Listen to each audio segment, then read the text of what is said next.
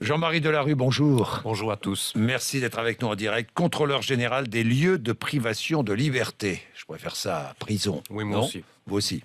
Bon, d'autant plus que prison, il y a des maisons d'arrêt, il y a des... Enfin bon, il y a diverses Oui, et prisons. puis il y a les commissariats de police, puis il y a les hôpitaux psychiatriques.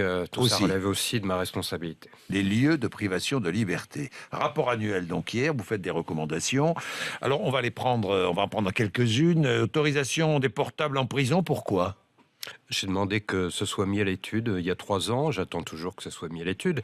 Je crois qu'il y a déjà, il faut rappeler à nos auditeurs qu'il y a des téléphones déjà en prison. Oui. Il y a des téléphones fixes Des qui sont téléphones fixes. ouverts aux condamnés et aux prévenus. La question, c'est de savoir s'il faut leur permettre des portables.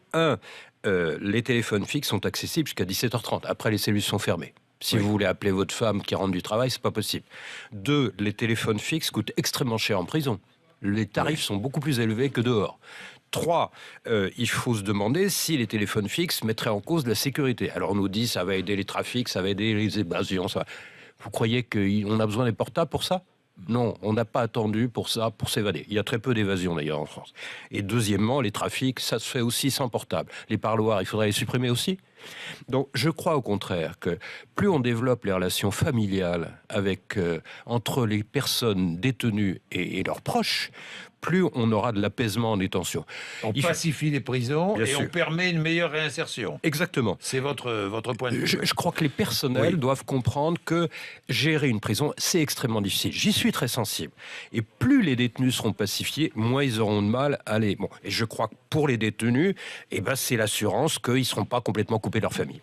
Vous avez une remarque d'un auditeur, Charles. Justement, Jean-Christophe, qui nous dit OK pour autoriser les téléphones en prison, mais des téléphones bloqués sur 1 ou 2 numéros de la famille, par exemple. Même chose pour Internet, accès limité à certains sites uniquement. Moi, je suis d'accord en gros avec ça. C'est-à-dire, tout est dans le curseur. Oui. Je pense que 2 téléphones, c'est peut-être un peu limite. Moi, ce que je veux surtout, c'est pas de téléphone avec des prises de vue.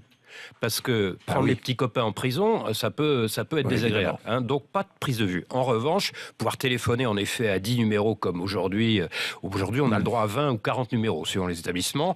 Bon, pourquoi ne pas aller jusque-là ? Moi, ça me gêne pas. Il est évident que ça doit être contrôlé. Voilà, mais qui va contrôler ? Les surveillants disent nous n'avons personne pour contrôler. Aujourd'hui, tous les portables qu'on prend clandestins, qu'on prend en prison, ne sont jamais contrôlés. Personne n'exploite les puces de ces portables-là. Si les portables sont autorisés, un surveillant, tous les 15 jours, toutes les 3 semaines, quand il voudra, dira aux détenus, donnez-moi votre portable, je vais regarder la puce qui se trouve dedans et je vais vous dire ce qui vous avez appelé. Rien ne s'oppose à ce contrôle-là.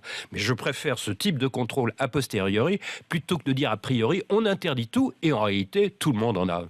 Alors, Internet, mise à disposition, contrôlée, là encore. Naturellement. Il ne s'agit pas de surfer sur les sites terroristes, etc. etc. Il s'agit de permettre aux personnes, d'avoir des loisirs si elles le souhaitent, pourquoi pas. 2, surtout, de trouver un logement. 3, de trouver un boulot avant de préparer leur sortie. Aujourd'hui, on dit qu'il n'y a pas assez de gens pour aider les détenus à préparer leur sortie. Bon, très bien, on va peut-être en embaucher, mais il n'y en aura jamais assez.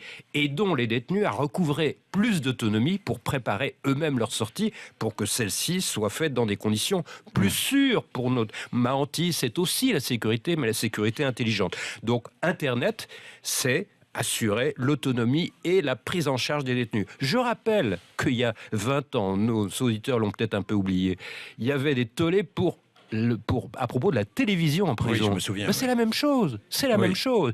Et on s'est aperçu que la télévision faisait du bien en prison. Internet, c'est pareil. Bien, vous faites d'autres recommandations. Bien sûr. Que le courrier des détenus ne soit ouvert et contrôlé que par le vaguemestre, C'est-à-dire le surveillant qui est chargé du courrier. Que la durée maximale de rétention d'un étranger soit ramenée de 45 à 32 jours. Je crois que c'est prévu, ça, plus ou moins. On va voir, mais c'était 32 jours jusqu'en 2011. Voilà. Bon. Et vous dites qu'il faut aussi pouvoir servir des repas halal et cachers en prison. Ce n'est pas contraire au principe de laïcité. Alors, on a fait une petite étude juridique là-dessus. Je crois que ce qui est difficile à comprendre, c'est que la laïcité en prison, ça veut dire permettre à chacun l'exercice du culte, comme permettre à ceux qui ne croient pas, d'ailleurs, d'être respectés aussi. Bon, très bien, neutralité.